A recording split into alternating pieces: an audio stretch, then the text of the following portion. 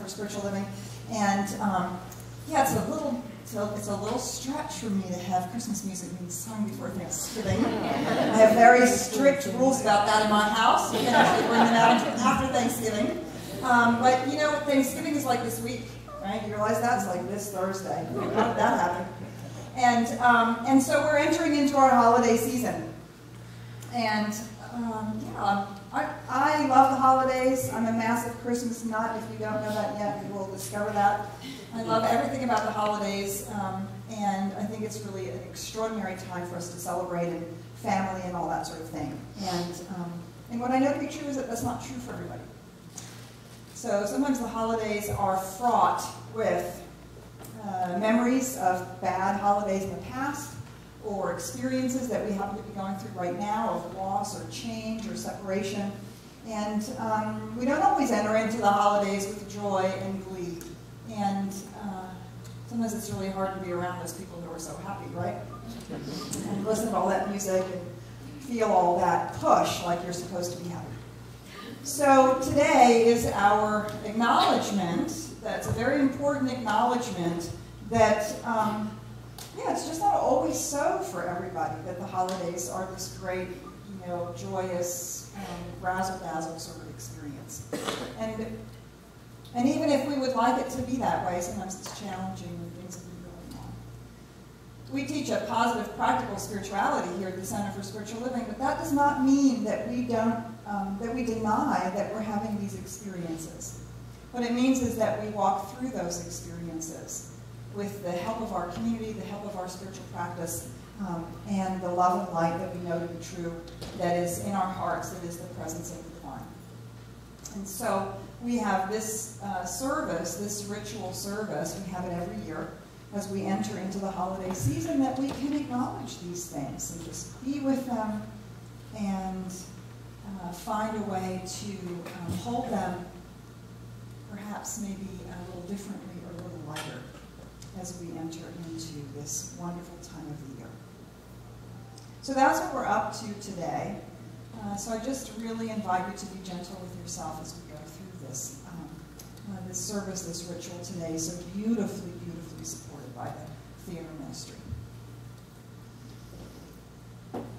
So I'd like to take this opportunity, now that we've sort of set the stage for today and what we're doing, I'd love to welcome any of you who are here for the first time. This will be a very different service than we normally do, but we're still really delighted that you were with us, that you're with us today. So if you're here for the first time, the greeters have a gift for you. They're going to come up here and give it out. So if you want to just raise your hand and let us say welcome and hello, we'd love to say welcome. Hi, I'm Petra Weldes, Senior Minister of the Center for Spiritual Living in Dallas, and we're delighted that you found us here on the web. You can find our Sunday services on our website by every Wednesday. And we love that you can look at us online and explore these spiritual teachings. Feel free to explore our archives. It goes back a number of years with lots of special topics and amazing speakers. You can also sign up for our email news, My Daily Words, and my blog, Spiritual Living with Dr. Petra. If you're looking for a spiritual community, come visit us. Or if you're just in Dallas, drop on by. We'd love to give you a hug. Welcome home.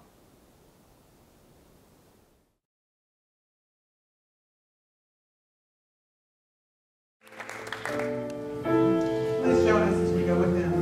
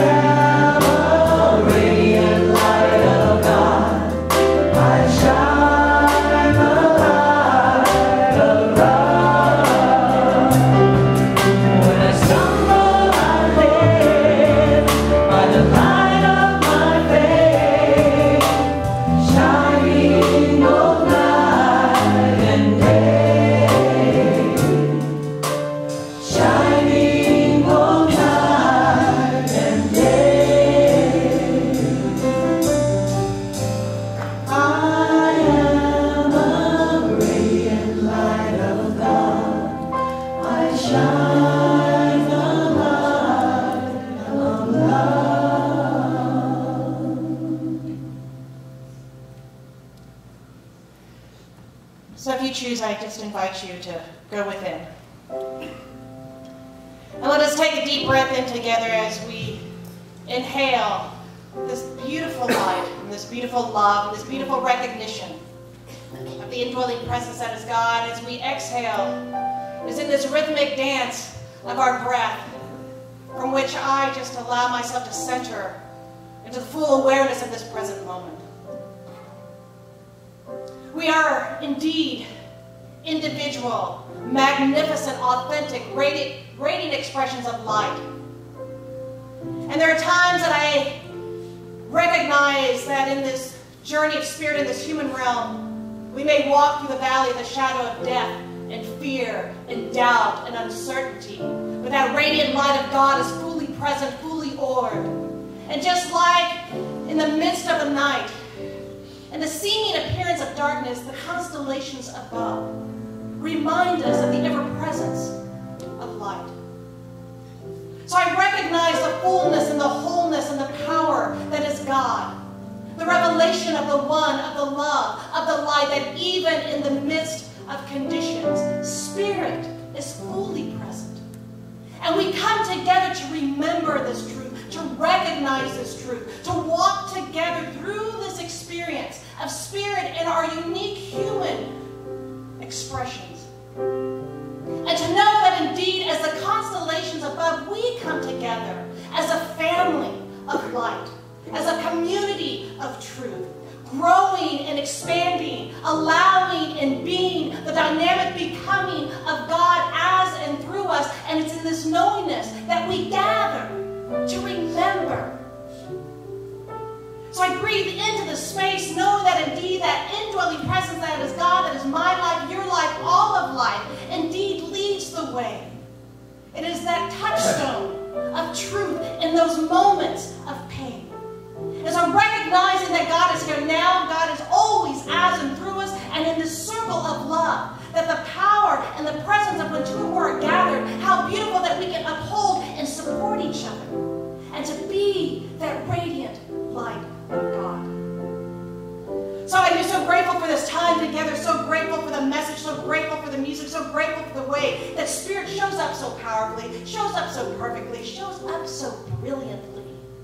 So it's in this knowingness, in this belongingness, and this deep dive into the divine that I call it so good, that I call it perfect in every way, and just claiming the love and claiming the light and claiming the joy, and even as tears flow, to know that God is right there, that holy breath, that sacred heartbeat on this holy ground. That is good. So just take one more deep breath in together as we join in this rhythmic delight of God and this rhythmic dance of the one that is our lives together so powerfully that we call it absolutely perfect. And together affirming this by saying, and so it is.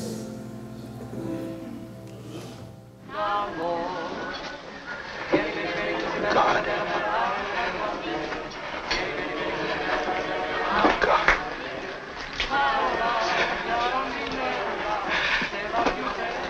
Dear Father in heaven, I'm not a praying man, but if you're up there and you can hear me, show me the way. I'm at the end of my rope, right? Show me the way, oh God.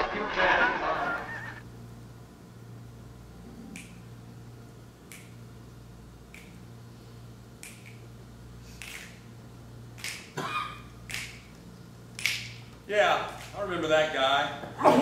George Bailey from the movie. He's sweating it out. Sweating it out over a couple $1,000 his uncle lost. Belonged to the savings and loan. Okay, well how about this, George Bailey? Slip into my shoes. I got 10 times that on my maxed out credit cards. High interest rates too. Guess what? I've worked in my field for over 4 years. Been piecing together odds and ends jobs. Live on your savings.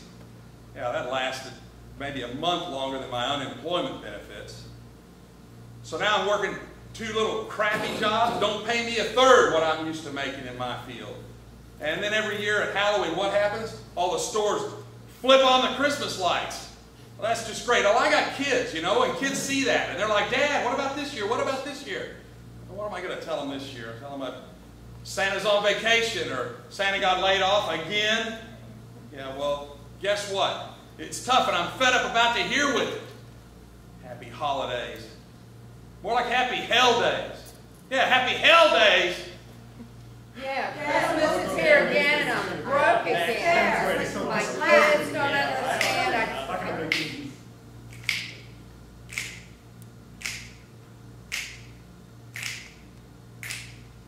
Every year at Christmas, about 2 weeks before Christmas, Linda always gets sick. And I always say, do we have to go? And I always say, yes, it's my family. During last Christmas, I sat on the couch, all by myself. I read the whole newspaper, and no one even spoke to me. Well, you should feel lucky. You can't believe what they say to me.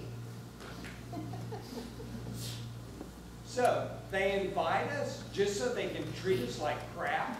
Yes, so they can treat us like crap. That's our family Christmas. Well, I'm glad you finally made it. You're late. I hope you didn't bring up the kids. Surely you let Rickie pass. They make everything. It's Terry with the job. You didn't bring your kids, right? I paid for it. Please.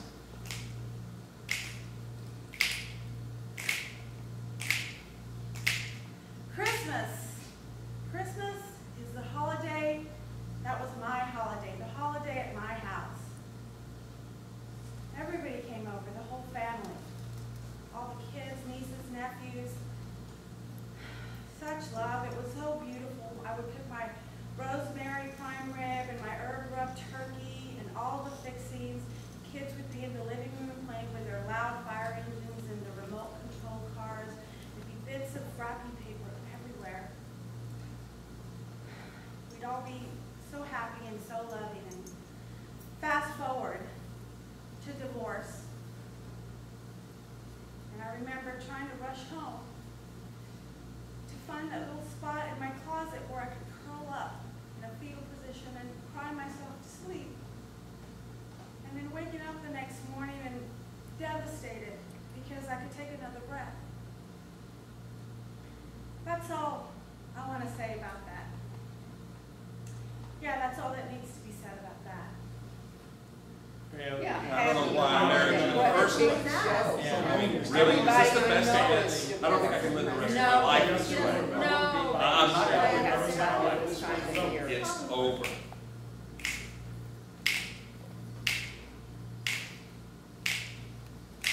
You know, life has just not been the same since you took your final breath. And I've been dealing with so much pain since your soul took flight and left. And so yes, it is your dying and leaving which is the core of this rhyme and the reason that during this time of the season I feel more like crying, grieving, trying, pleading with God just to allow me once more to hug you, to kiss you because I love you and I miss you. And it's just not fair that I'm not there with you. Oh, how I wish you were still here. Because if you were still here, for Christmas this year, your mere presence would be a present. And on Thanksgiving Day, if you were present at the table, I would be more than grateful for just to breathe your essence to be a blessing.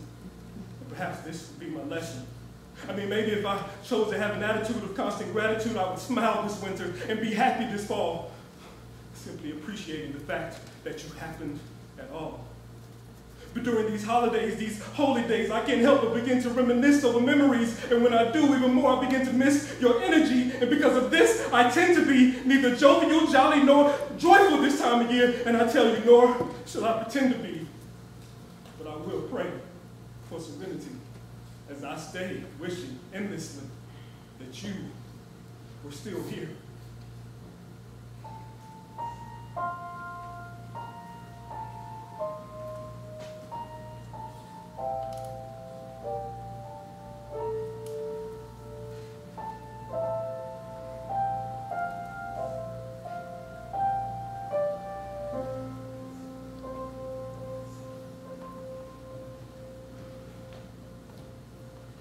I'll have a blue Christmas without you. I'll be so blue thinking about you. Decorations of red on the green Christmas tree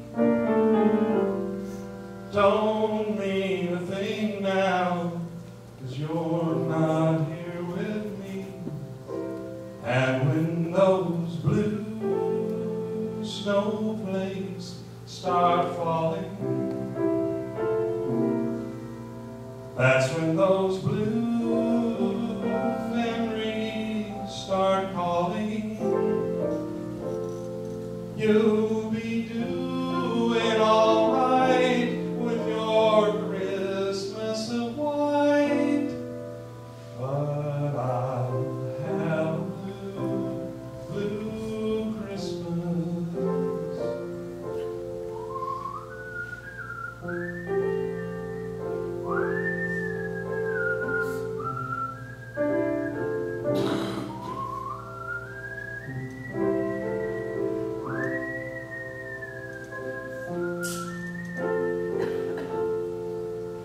Decorations of red on a green Christmas tree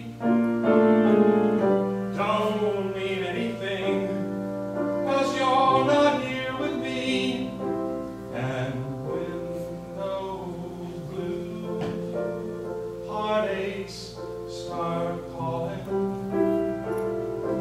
that's when those blue memories are falling. You are gone to the light, and I'm lost in the night. So I'll have blue, blue Christmas.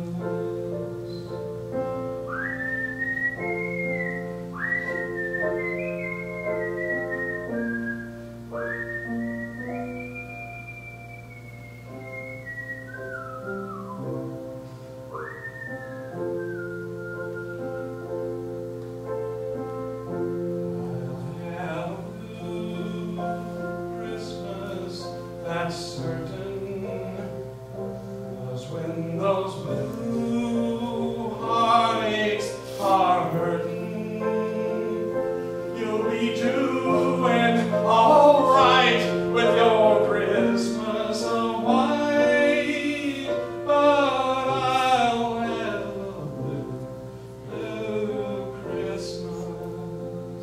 Yes, I'll have a blue, blue Christmas.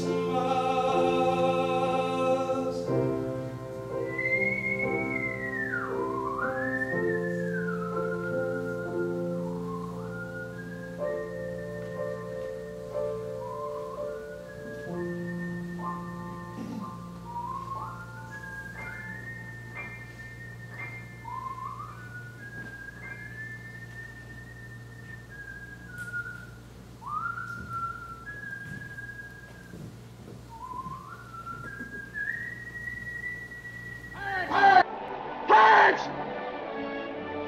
Help me, Clarence!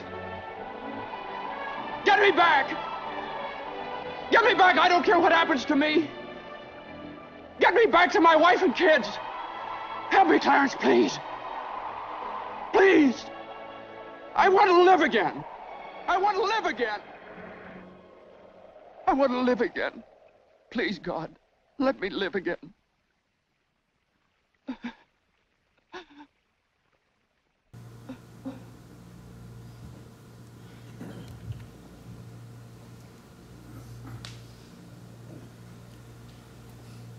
There was a group of women in a Bible study on the book of Malachi.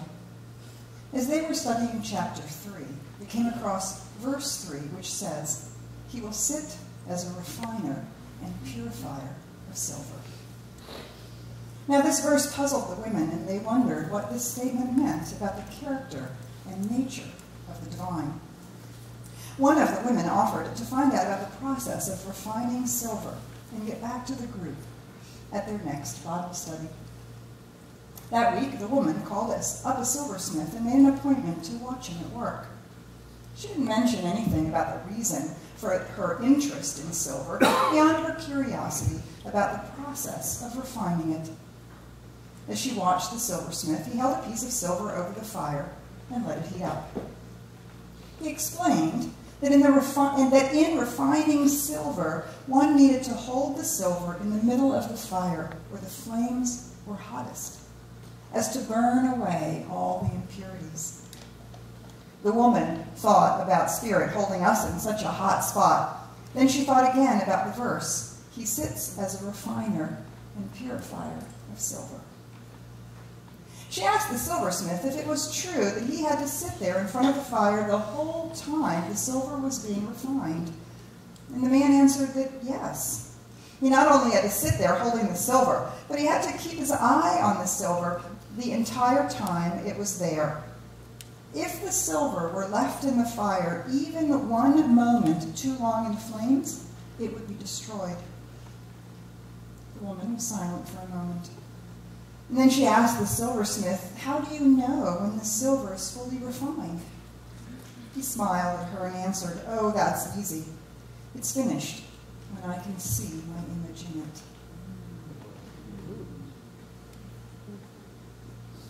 Just because we practice a positive spirituality doesn't mean that we don't recognize that sometimes the fire is very hot. Sometimes we are walking through challenging situations and challenging times.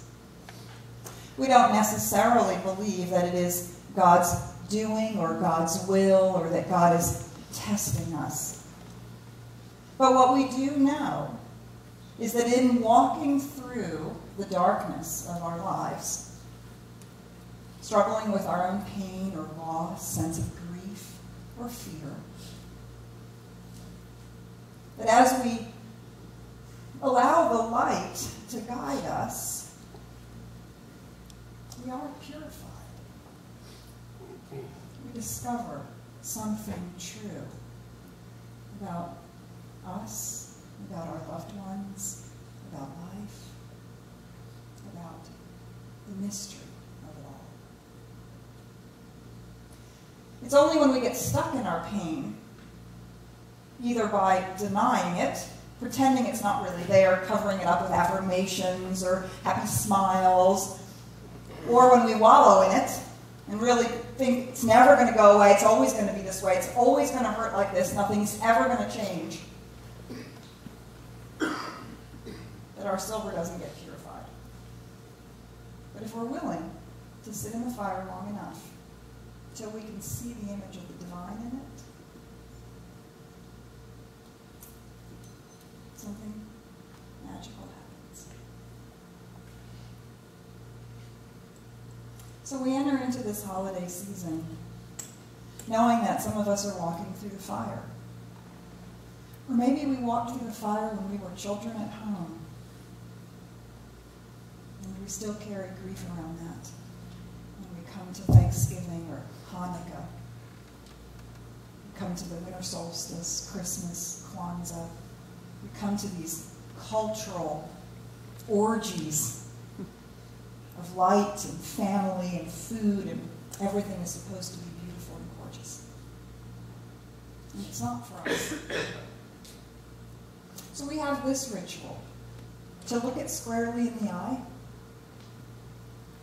to allow our tears to flow, to let our feelings be real and to acknowledge them,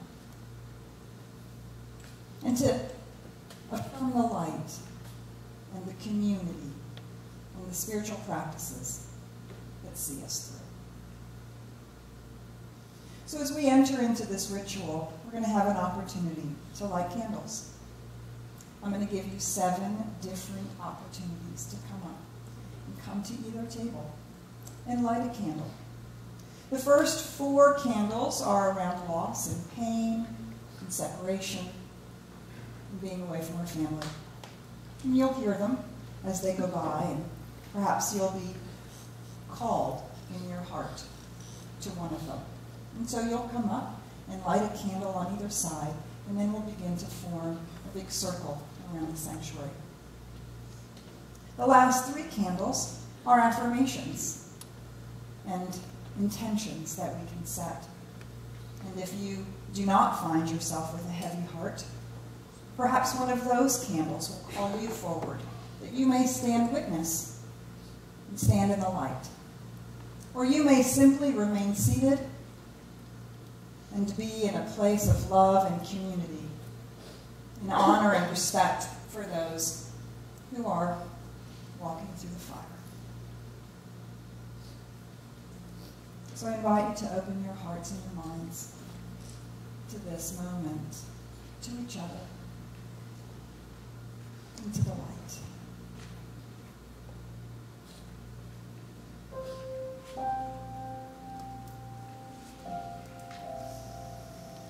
So let us begin with our first opportunity to light a candle. This first candle is in honor of those who have perished in war, in service to our country. The men and women who serve as firefighters, police officers, in the military, who have given or lost their lives in service. Whether this is somebody from your own family or something that touches you deeply and that you hold heavily in your heart, come forward now and light a candle in honor of all those who provide such beautiful and selfless service.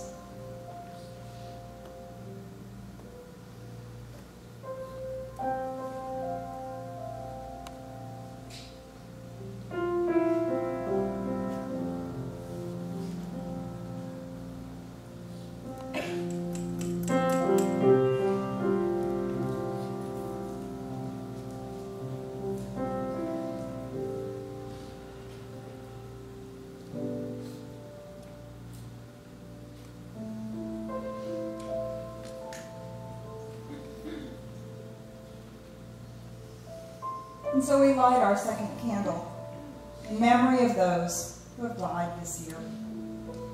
Those who have transitioned from this earthly plane to the other side of the veil. We have personally lost them this year, and they will not be here for the holidays.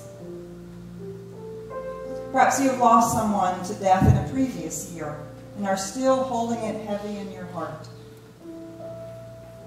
If you would like to light a candle in memory and in witness to the tears of your love and your grief, come forward now. And as you light your candle, say the name of the person out loud, that we may stand and witness with you and honor your tears of love.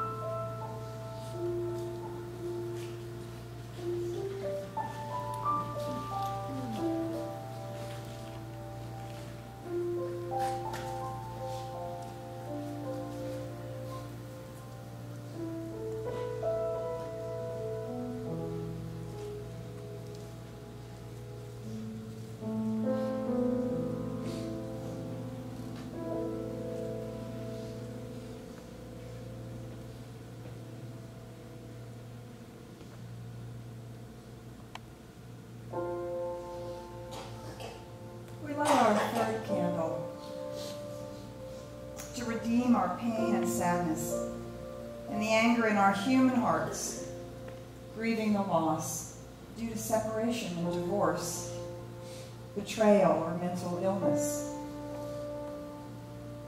People who are no longer in our lives, not because of death, but because somehow we have become estranged, or we have cut them out of our life, or they have cut us out of their life. If you are holding that sort of separation heavy in your heart from a particular individual, I invite you now to come forward. Light a candle as we offer our pain as a testament to the love that we have had, that we once shared, and that perhaps is simply no longer present. If you are approaching this holiday season with divorce or separation from a particular person in your heart, come forward and light your candle.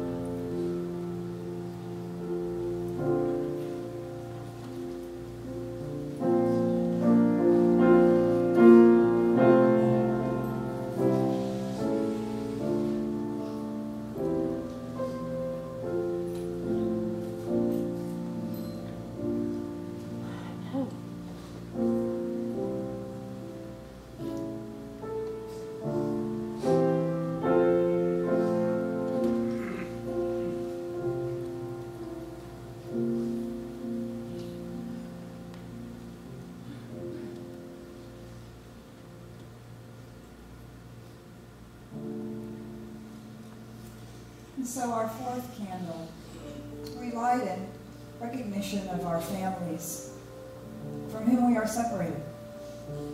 Perhaps we're simply separated by distance and finance. Perhaps we're separated by a vast gulf of ideology. Perhaps we're separated because of childhood pain. And this year we're not going to be spending holidays with this family. If this weighs heavy on your heart as we enter into the holiday season, come forward and light your candle, that we may stand with you as your community, as you are separated from your family this holiday season.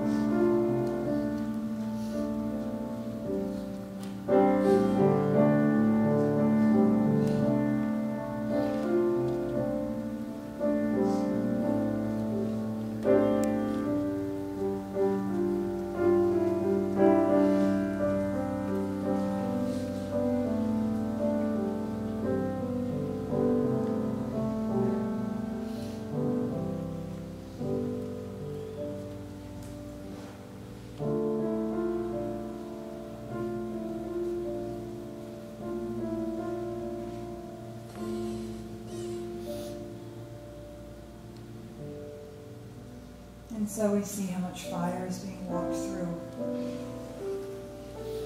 And we stand and affirm that the fire that you are holding in your hands represents the purifying flame.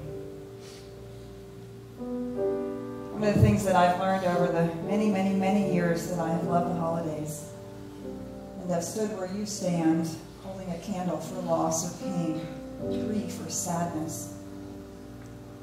I've looked at the lights in my house, and I've discovered that when I look at those lights through tears, I've every one of them turns into a star. I hang on to that. And so many of us, you can hold the light for others while they are walking through their sorrow and their grief, while they are dealing with their purifying fire. If you choose to stand and light a candle, you will have 3 opportunities to do so.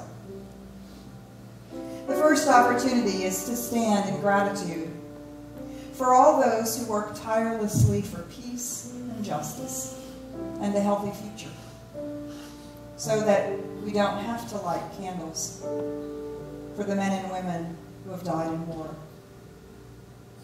If you would like to stand and hold your candle in honor and recognition of those people who are doing that work, or simply to bear witness to it yourself, please come forward and light a candle.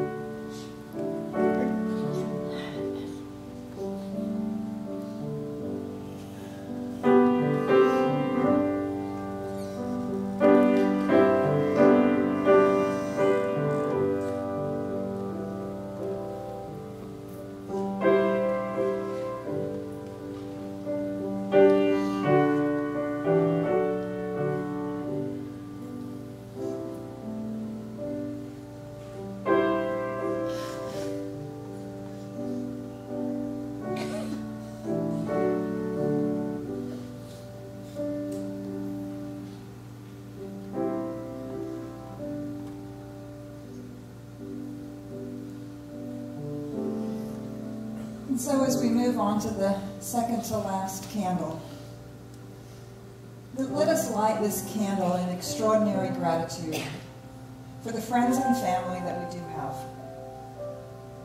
for those with whom we are connected, or that is here in this community, or family members that we feel so much a part of, that are a light in our lives.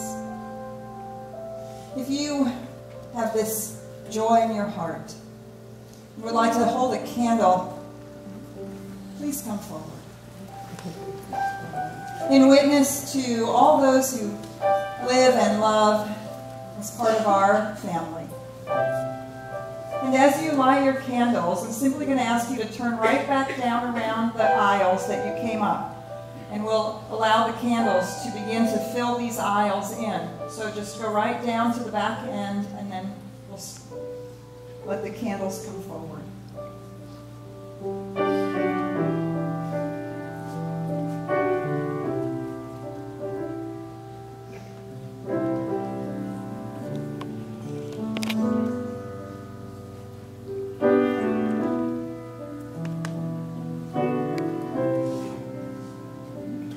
Just allowing the candles to fill in both of the aisles as we're lighting them.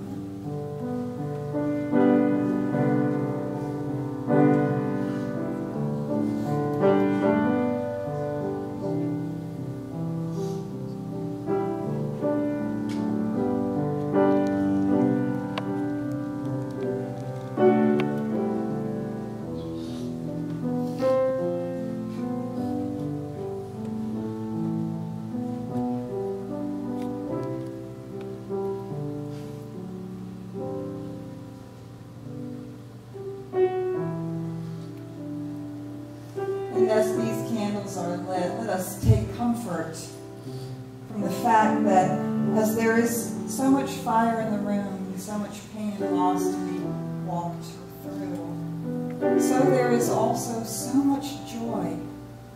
Families that do work, love that is shared. We take comfort and hope from each other and from the light. The light that is always burning.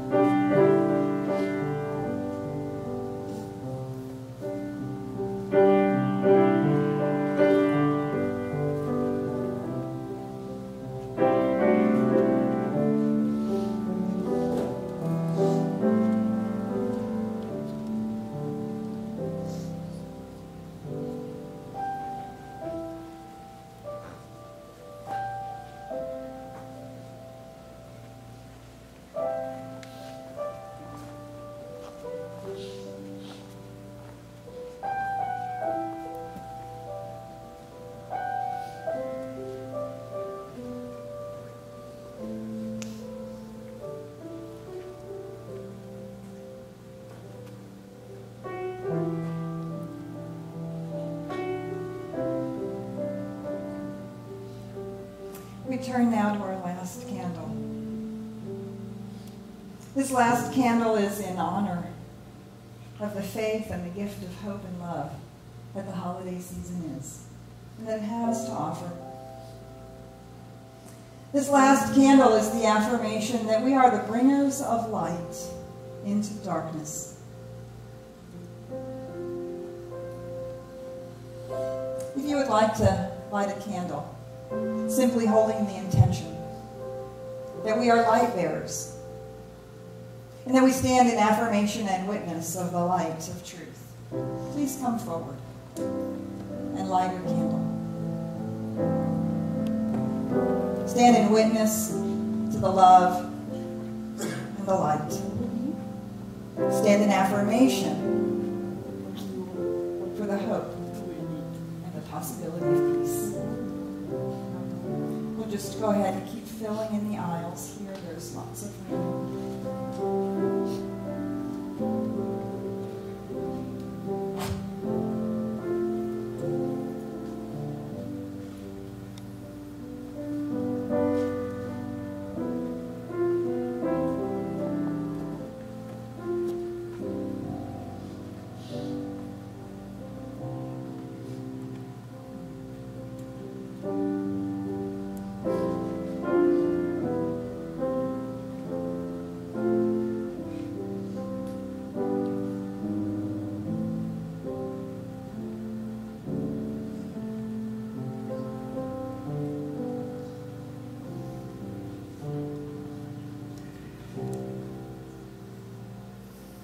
And so we have filled our room with light,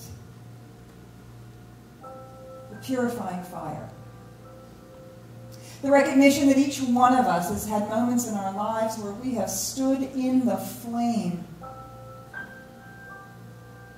and we have been refined by our willingness to feel our pain, share our love, tell our truth,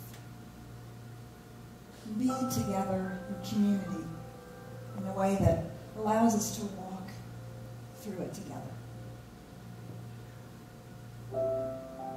This candle that we have kindled may inspire us to use our powers to heal and not harm, to help and not hinder, to bless and not curse. To serve you, O Spirit of freedom and light, peace and joy. Let us be willing to be purified by the light, that we may allow our tears to flow and our joy to grow.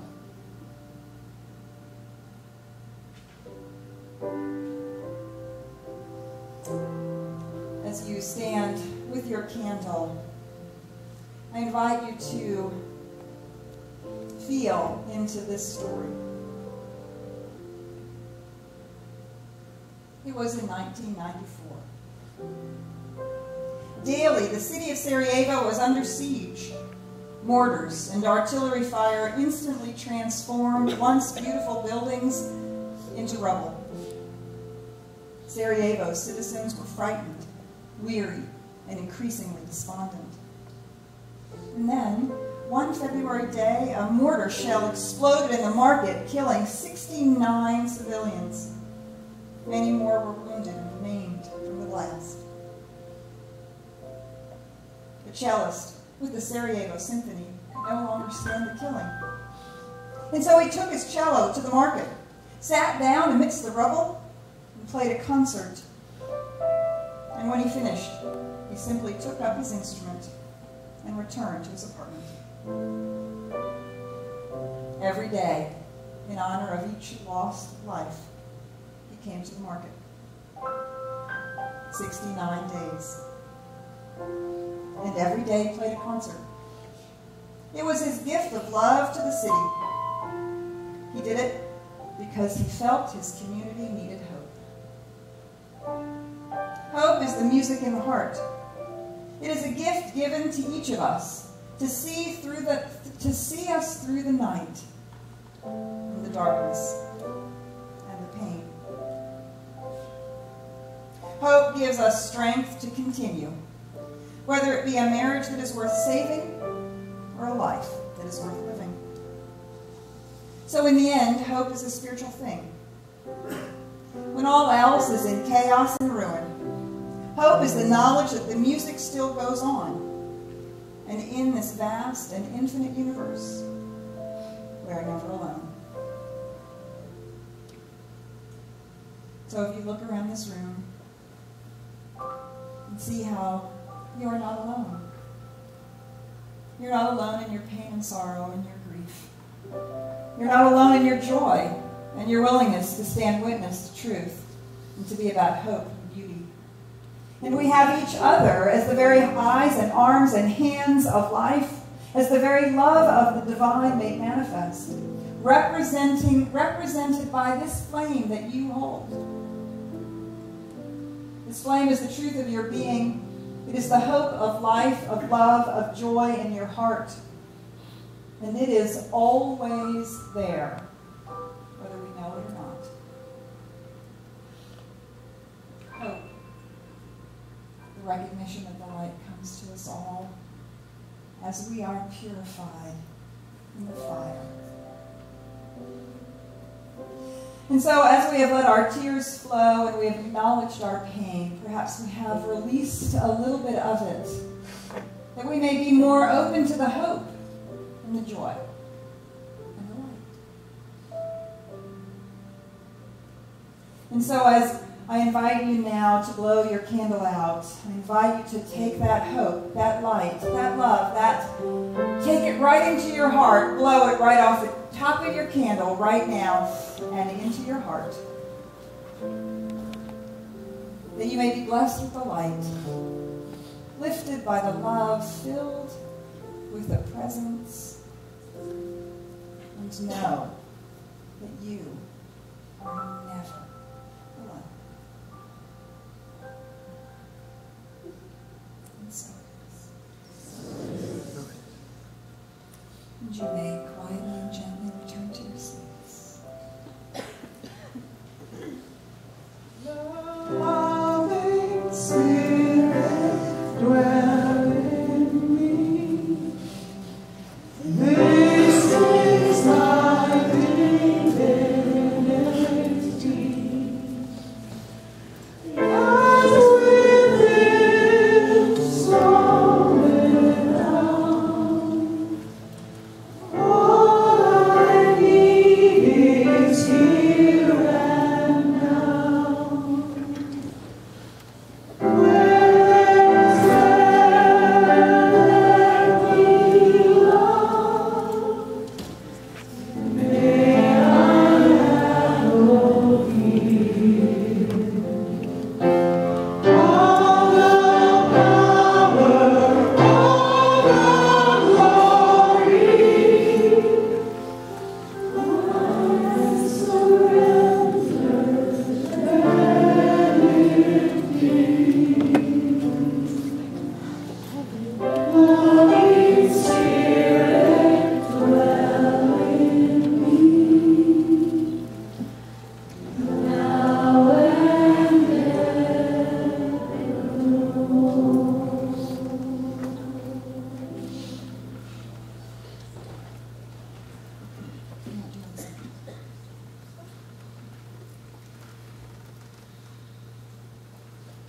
So I just invite you to breathe for a moment.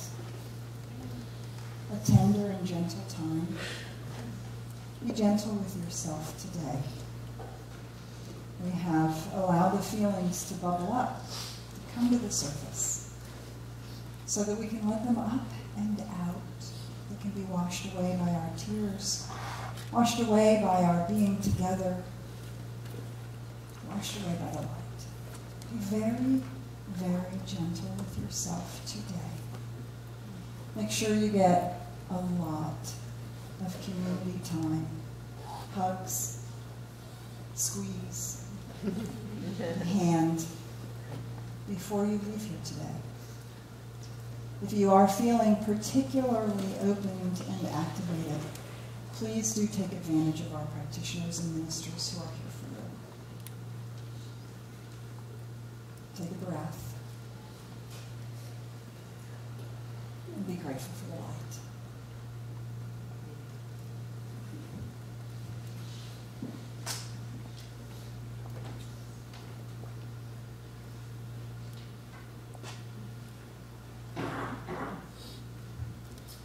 As our readers come forward, as you know, this is the time in our service where we have the opportunity to consciously practice the law of circulation, to participate with intention in the universal flow of giving and receiving, to give of ourselves, of our love, with absolutely no hesitation and no reservations, knowing absolutely that we shall receive at least a tenfold return on our gifts, on our investments of love. So if you would, please take your gifts in your hands and join me in saying our abundance affirmation, which is God, with love and grateful celebration, I give of divine wealth, and so it is. As the offering plates or baskets come around, please enjoy the music.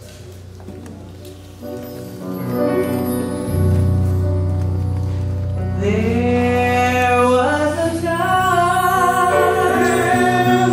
time in my life, thought I had to do it all by myself. I didn't know the grace of God,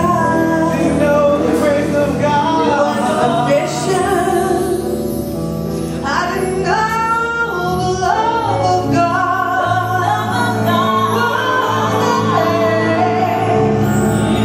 And now I want to tell you, if you're struggling just to make it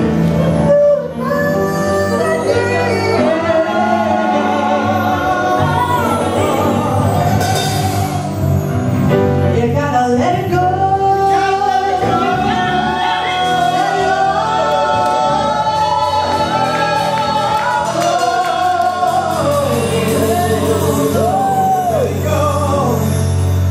And this is what you have to say. I release, I let go. Let the Spirit run my life. And my heart is open wide. Yes, I'm holding it for God.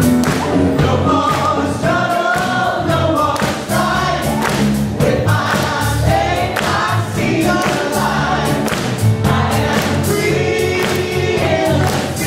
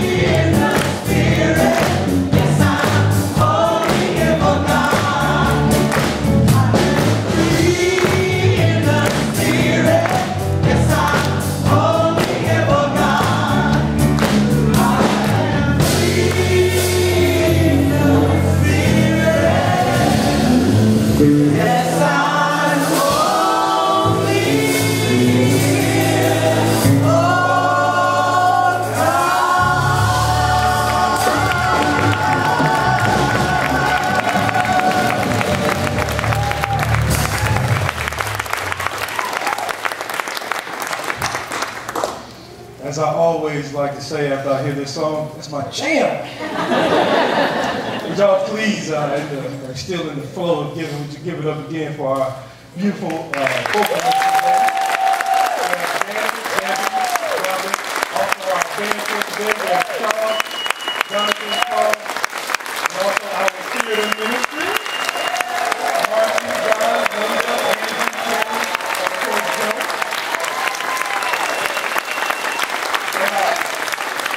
I'll be the major director of the property. Let's not forget our master of ceremony today, Reverend Petra.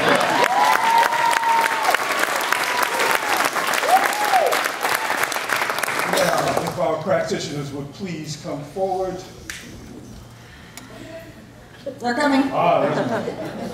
As you know, these are, as I always say, the beautiful people in the purple stoles. They are here to know our truth for us, and as Petra said earlier, they would love to assist you in celebrating the truth of who you are. They would love to do that in person, of course, but if you don't like to do that in person, we have a basket or a box over here to place your prayer in, and also after each service, you can find them under the stained glass over here. All right, and our children today? I think they're actually enjoying the ritual with us, cool. Thank you. All right, would everybody please stand and join me in saying our affirmation for today. Today, I allow my heart to open. I feel my feelings, while I know the light of Spirit guides me through. I move with hope into the season of love and peace. And so it is.